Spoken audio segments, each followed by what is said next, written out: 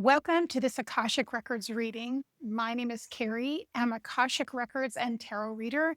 And today we're going to be doing Akashic Records reading. I don't know what the message is going to be yet. And I'm going to set the intention that we're going to get the clearest, most aligned message for you in this moment. Just understanding that, when we talk about the Akashic Records, it's essentially the library of your soul. And what that means is it has all the information all about you stored there. There's also a wonderful opportunity with you work in the Akashic Records that you can connect with different guides, ascended masters, archangels, your higher self, because it's actually the 5D. So it is a higher vibration. So I'm going to just see where the guides are guiding me. I'm going to open up my energy field and just set the intention that we're bringing forth messages of light, clarity, and what will serve you for the highest good. So let me tune in. The thing that I'm hearing really clearly is patience. That many of you right now are feeling this stirring, that something is going on under the surface. If we look at the astrology, we can see that. And just in our world in general, we all know that we're in a time of massive transition. And also, there's a big changing of dynamics. And that would really look a lot like power struggles. So, how does that affect us today is what we want to know from these Akashic records. So, as I'm tuning in, I'm just going to ask the guides, what's that about? So, a lot of you have been feeling a lot of discomfort in the solar plexus. And as you know, the chakras are those energy centers located along our spine and below our feet, above our head, and they really connect us to our spiritual energy. And so, if we aren't feeling in flow, if we're feeling either blocked or one of them is really blown open, this is going to come through in our energy field. And what's happening right now in the third chakra, I feel like for many of you, is that you're feeling almost a sense of desperation that you have to figure things out. At the same time, it's making you feel exhausted and as though you're not quite doing enough. Does that sound familiar? Again, I want to let you know that all of the points of this reading will be time stamped. And then let me know if in the comments if this is resonating for you or if you have any questions about these types of readings. Let's just see what cards are coming through. Okay. I was tapping into some energy earlier, which I felt as though would come through in this reading about past life information coming to the surface. And when you're working in the Akashic Records, you're really able to penetrate and make a big change in your energy by healing past life karmic energies. So often, and this is really what I'm getting here, this card says, I remember, soul plan, the fated life versus the destiny life. So that to me is very clear. Also, we're getting this deep cellular healing, which all is, we carry the frequency of past life energy within our template and within our blueprint. And so many of us right now are clearing those energies out, past life traumas, things that we've gotten on an ancestral level, things that basically block up our channels, our chakras, so we can't step into our power quite as easily, but we are shedding it. So that's what's making it feel a little bit uncomfortable and also a little that desperation.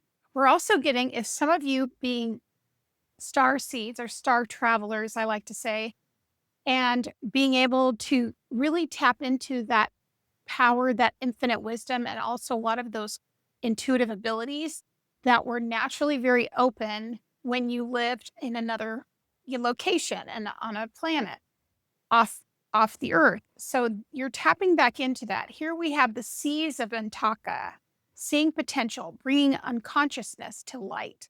So that is, like I was saying, there's a shedding going on. And I can feel this in my own space. I see this with my clients and the people that I talk to that are on their path. And it feels like we are restoring that DNA to a higher frequency. But it isn't easy. It's not an easy thing. Your guides are really suggesting that you spend as much simple, quiet time connecting in with your intuition. And that if you're able to connect into the Akashic Records, that would be fantastic. I have a free guide. You're more than welcome to download it. The link is in this um, below, excuse me. And also, there is a guided meditation that's free that is on my page. I'll link it here, and you're more than welcome to try it out and see if you can start tapping into this energy.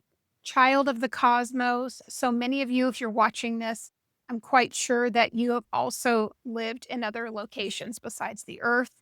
We love the earth. It's such an incredible place to have an incarnation. We're really lucky. It's not always easy, but it's definitely something that we are all really working hard to try and lighten, right? So we have the child of the cosmos here. We have water your gardens. So remember, I said take time, care for yourself, get as much rest as possible, and make sure you're drinking a lot of water. That's really important, staying hydrated, okay? But also, remember I was saying that you feel a sense of conflict as though you wanna go somewhere, but you're not quite sure where, and also there's this thing about feeling like you need to be doing something, and what they're really saying is to trust the timing, to know that things are happening when they're supposed to, how they're supposed to. Let me bring in the tarot here and just see if we can get some clarity on lessons right now and what do we need to know. Yes, so pain from the past is coming up, which is also something that you possibly have been defensive about before, but also there is a remedy here. And the remedy is that we look at our shadow, that we take the space we need to really investigate what it's about and how it makes us react in different situations, taking the time to like pull the plug out, to relax completely, disconnect from the world and your busy schedule and get some much needed relaxation and rest in order to heal from some of these things. So this makes so much sense. The Hermit card is coming out, which really is self-reflection, taking a step back. And this reminds me a lot of the Akashic Records guides because the Hermit card is steps away from all of the things that are going on that are complicated that in our daily lives that keep us busy and distracted and pull our energy, but don't really get us in touch with what we need to be doing on a soul level, which is much simpler than we think.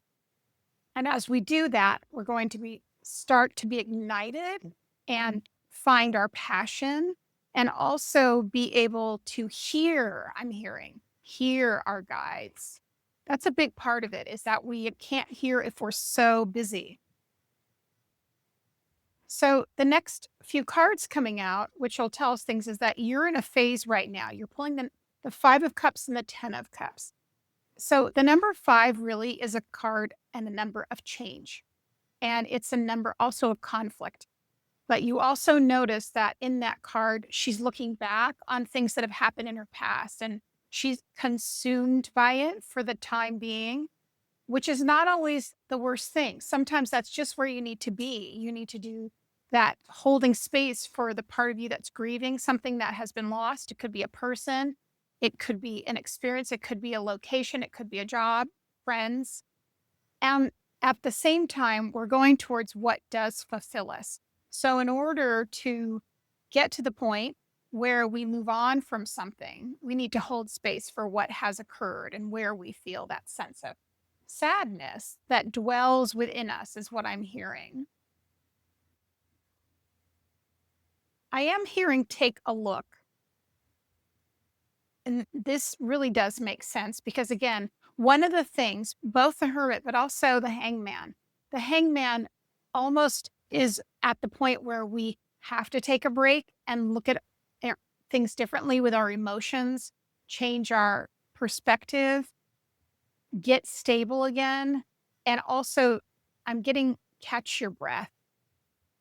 And as you do that, we have the new energy again of the Ace of Cups, which means new opportunities. This could actually be related to relationships, but somehow I feel like this is related to community because some of you have been feeling as though you've had a shift. Your friendships, relationships maybe aren't quite as meaningful as they once were. And you're getting that sense of wanting to pull your energy back and say, is this all there is? That's what I'm hearing. Is this all there is? The other thing is, you can still keep friends and loved ones around, but maybe the place they hold for you is not exactly where it once was. There's just a shift. I'm hearing you don't have to give up everything in order to have something. And so, designing what is it that you want in friendships, partnerships, and getting clear on that. What do they feel like? What kind of impression do they make in your life? How do they enhance your life? How do you show up in these relationships? This is very important for all of us right now. Yeah. So we're getting this is so clear. I love when they're so clear, the guides. So the 4 of swords is here, right? And the 4 is a number that asks us to be stable for a while. Sometimes it makes us a little stalled out a little resistant, a little stubborn, a little insular, and wanting to just not hear other opinions. But in this case, it's very much needed for you just to rest, recover, and restore because the new energy of the magician is here. So I'm actually seeing a lot of you, when I'm talking about soul blueprint, that's your soul's truth, who you are, what your purpose is, why you came to this earth to incarnate, and what your essentially your imprint will be on your life and the planet and as a soul. But in order for you to remember why you came here and to bring that energy into your space, the blueprint, you need to clear some things out.